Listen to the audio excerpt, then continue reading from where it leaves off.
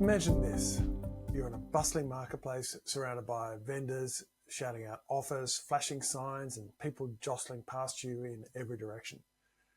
You have a specific item in mind that you need to buy, but every step you take, someone else tries to grab your attention, waving colourful flyers or thrusting samples in your face. In the midst of all this chaos, you realise no matter how loud someone shouts, you just aren't listening. You're overwhelmed, distracted, and honestly a little frustrated.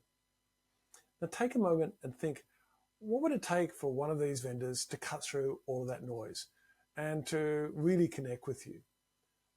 Persuasion is a fundamental part of our human experience, whether we're trying to convince our colleagues, influence customers, or motivate change in our communities.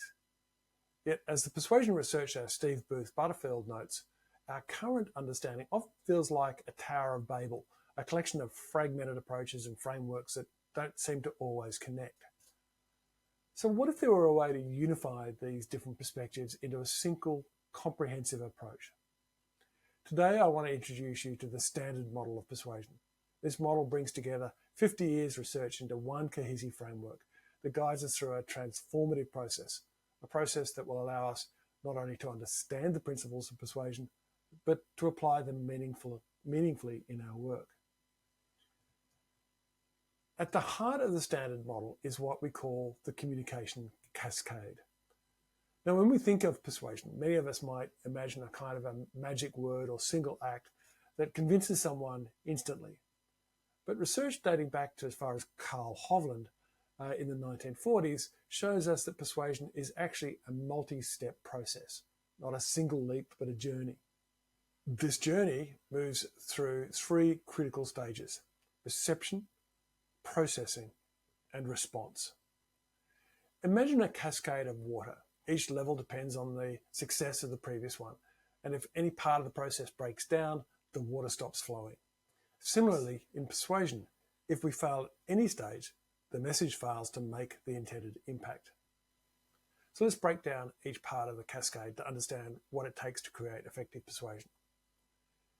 So imagine you're preparing a global campaign to promote a new life-saving medication. Your target audience includes doctors in multiple countries, each with their own language and cultural nuances and social identities. We can show how the process works through how you are likely to conduct a campaign.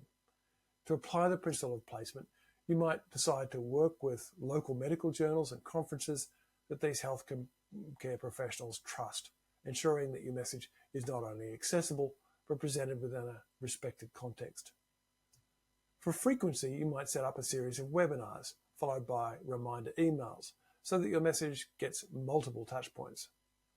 And for contrast, you can share compelling patient testimonials, stories of lives changed by this medication that stand out in the technical world of healthcare information. So let's break this down. First, the principle of placement. You need to place your message where your audience is most likely to see it. Think about your current strategies.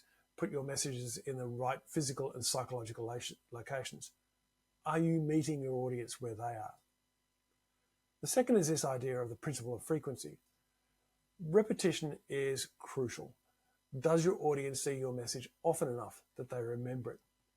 How many times do they encounter the message before they start paying attention? Next is the principle of contrast. Does your message stand out from the noise? In a crowded landscape of information, it's the distinctive contrasting messages that get noticed. Reflect on how you can make your message visually and contextually noticeable. So here's an example of the processing stage. Picture your pharmaceutical team launching a new diabetes treatment.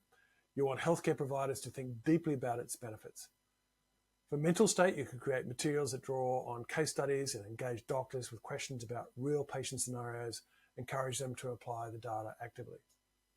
To boost elaboration on the message, you could use interactive infographics that invite doctors to explore the drug effects compared to existing treatments.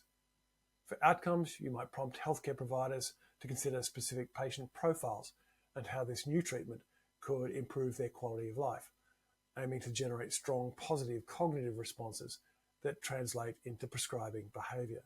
Now think about the principle of the mental state. Is your message creating a high level of willingness and ability to think? Are you encouraging your audience to really dive into your arguments? If you want deep engagement, your message has to prompt it. It has to be challenging. It has to be thought-provoking. The principle of elaboration suggests that a powerful message goes beyond the surface.